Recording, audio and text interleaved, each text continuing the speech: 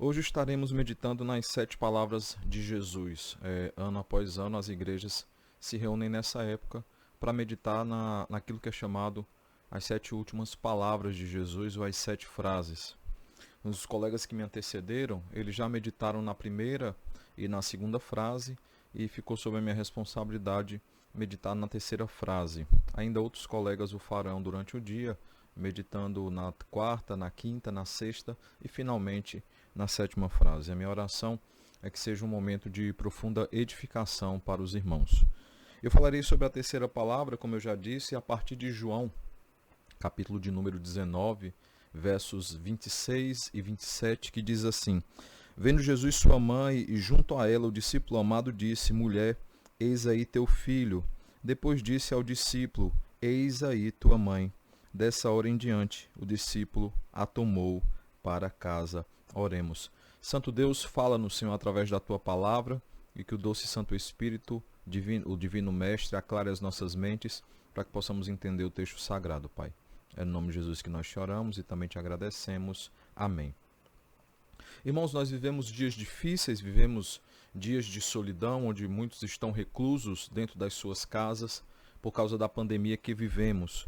Dia que nós nos sentimos sozinhos, dia que queremos o aconchego dos nossos familiares, e isso não é possível. Gostaríamos de estar reunidos com os nossos irmãos em nossas igrejas, gostaríamos de estar reunidos com as nossas famílias, principalmente num feriadão como esse, um feriado prolongado, mas a realidade do nosso país e de todo o mundo não permite que façamos isso. Pais desejam estar com seus filhos e vice-versa, irmãos com irmãs, familiares com seus entes queridos, irmãos em Cristo com seus irmãos na fé. A pergunta que eu faço é: que consolo nós temos ou devemos buscar em dias tão difíceis? Temos diante de nós uma das passagens mais conhecidas da Escritura, não somente por se tratar de uma das últimas palavras de Jesus, mas também pelas palavras que são direcionadas à sua mãe, que está diante dele desamparada a partir desse momento, desamparada principalmente por causa do seu contexto familiar. Lembremos que não é natural um pai ou uma mãe sepultar o próprio filho. Não é natural. O ciclo natural da vida é que os filhos enterrem os seus pais. Isso é o correto, isso é o que normalmente nós vemos. Mas nós vemos aqui o relato de uma mãe que assiste à morte do próprio filho, uma morte brutal, uma morte difícil. Claro que Maria sabia que esse dia, mais cedo ou mais tarde, ele chegaria.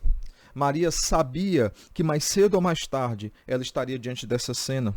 Lembremos, irmãos, das palavras de Simeão quando ele encontrou com Jesus no templo ainda criança e disse assim para Maria em Lucas 2, 34 e 35. Simeão os abençoou e disse a Maria, mãe do menino: Eis que este menino está destinado tanto para a ruína como para o levantamento de muitos em Israel e para ser alvo de contradição. Também uma espada traspassará a tua própria alma, para que se manifestem os pensamentos de muitos corações. Maria sabia o que estava por vir. Maria sabia que o seu filho morreria. Ela conhece a história do Redentor. Ela sabe aquilo que é necessário que o Redentor faça. Porém, irmãos, ninguém está preparado para uma morte tão brutal, para uma morte tão dura como a de Jesus. Alguns entes que precisam se apartar dos seus entes queridos precisam lidar com a morte por meio de acidentes, com a morte por meio de doença, mas não uma morte tão bruta, uma morte tão difícil como essa. Sabemos que se faz necessário que assim seja, para que se cumpra Isaías 53. Mas ninguém está pronto para dias como esse. Além disso, irmãos, Maria ela está sozinha no momento da crucificação. Maria está totalmente sozinha. Lembrem, José já havia morrido, ela é viúva, não se sabe quando isso aconteceu, mas se sabe que ele já havia morrido porque não há mais relato de José, principalmente depois de Jesus ser apresentado ali no templo e passar pela sabatina com os mestres, quando ele tinha por volta dos seus 12 anos. Além disso, irmãos, com a morte do primogênito, espera-se que os demais filhos de Maria cuidassem dela, mas nós sabemos que não é o que acontece no momento, porque eles não compactuam, eles não compartilham da mesma fé de Maria e do seu irmão. Sabemos que depois, em Atos 1,14, está registrado que eles acreditarão que de fato Cristo é o ungido de Deus, o seu irmão é o Cristo, o ungido de Deus. Mas vejam, irmãos, que até esse momento eles não criam, e Maria ela está sozinha na crucificação. Os seus filhos não a acompanham em momento tão difícil. E o pensamento de Jesus no momento é, eles também não a acompanharão depois, enquanto eles ainda não tiverem a mesma fé que ela tem. É necessário, então, que ao estar sozinha, totalmente desamparada, ela precise de alguém para cuidar dela. Então, Jesus, ele providencia isso, ele provê o que é necessário. Vejam mais, irmãos, ele se dirige à sua mãe e a chama de mulher. Alguns acham desrespeitoso, alguns acham sem propósito, mas há um propósito para isso. Lembremos que ele já havia chamado Maria dessa forma. No Evangelho mesmo de João, no capítulo 2, verso 1 a 11, quando temos ali retratado o primeiro milagre de Jesus, né? Jesus ali no casamento em Caná da Galileia, quando há então a água sendo transformada em vinho. Ele se dirige a ela perguntando, mulher, o que é que tenho contigo? Ainda não é chegada a minha hora. Percebam que João é o único a registrar essas duas falas, tanto do início do ministério de Jesus, como no encerramento do ministério de Jesus, quando ele se dirige para Maria, a chamando do mesmo jeito. É importante, irmãos, que assim aconteça, para que Maria ela seja colocada no seu devido lugar, não somente ela, mas aqueles que leem a história, para que percebam que ela era uma serva do Senhor, ela era discípula de Jesus, como todos nós somos, como todos nós devemos ser. Ela aqui está sendo ensinada e não desrespeitada. Assim como todos nós somos ensinados a partir dessa passagem em algumas lições que eu gostaria de deixar aos irmãos neste momento. A primeira coisa, irmãos, é que este momento ele nos ensina sobre o senhorio de Cristo. Perceba que Maria está sendo ensinada sobre o senhorio de Cristo nesse texto, sobre o senhorio de Cristo sobre a sua vida.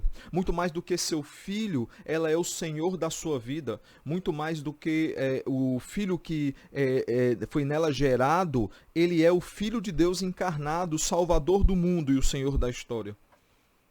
Maria já havia reconhecido isso claramente em Lucas capítulo 1, verso 46 a 56, quando ela faz lá a sua oração ao Senhor. Em específico, eu gostaria de salientar ou lembrar aos irmãos os versos 46 e 47 que diz: a minha alma engrandece ao Senhor e o meu espírito se alegrou em Deus, meu Salvador. Ela entende, assim como Jonas nos ensina, que a salvação ela pertence ao Senhor e ela está diante do Cordeiro de Deus que tira o pecado do mundo. É necessário então que nesse momento ela assista à crucificação do Cordeiro de Deus, não à morte do seu filho. A morte do Filho de Deus, não do seu filho. Ela está diante do Filho de Deus, do Senhor de todas as coisas, o Senhor da sua vida, o Senhor da sua história. E ela precisa adorá-lo como tal. A segunda coisa, irmãos, que nós vemos é esse texto nos ensinar sobre a provisão de Cristo. Não apenas sobre o senhorio de Cristo, mas sobre a provisão de Cristo. Ele provê uma viúva, como ele já havia feito em outro momento, quando ele ressuscita o filho único da viúva. Ele provê uma viúva que está desamparada por seus outros filhos, por causa da fé que ela tem. Um filho, alguém que pudesse cuidar dela, alguém que pudesse suprir suas necessidades. Ele supre essa necessidade ao pedir então que João, o discípulo amado, pudesse amparar a sua mãe em um momento tão difícil. E João, sem pensar duas vezes, ele atende a ordem do seu Senhor e a leva para casa para cuidar dela, como nós vemos no verso 27. Aqui nós vemos, irmãos, que as nossas necessidades, elas são supridas todas em Cristo. E a igreja precisa ser um instrumento nas mãos do Redentor para amparar aqueles que precisam, para amparar aqueles que têm necessidade. Perceba, irmãos, que principalmente nos dias de hoje, onde há tantos necessitados, a igreja precisa se levantar para amparar aqueles que têm necessidade, para amparar aqueles que precisam. Esse texto nos ensina também sobre a provisão de Cristo. A terceira e última coisa que esse texto nos ensina é sobre a providência de Cristo.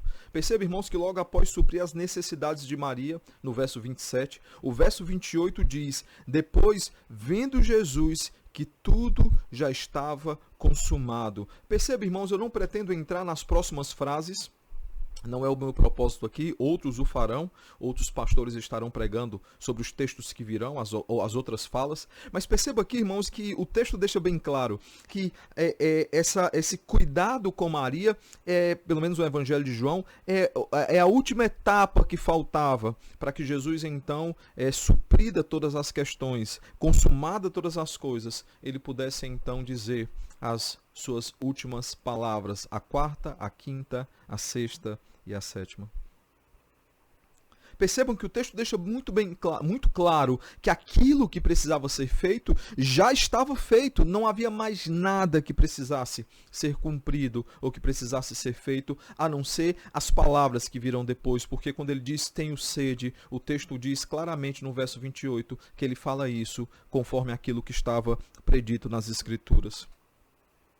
Em Cristo, então, irmãos, nós vemos, a partir dessas questões que são tratadas no verso 28, nós vemos que a providência de Deus prometida ao seu povo está se cumprindo diante dos olhos do seu povo, diante dos olhos de Maria, filha do Senhor, e diante dos olhos de João, filho do Senhor, por causa do sacrifício de Cristo.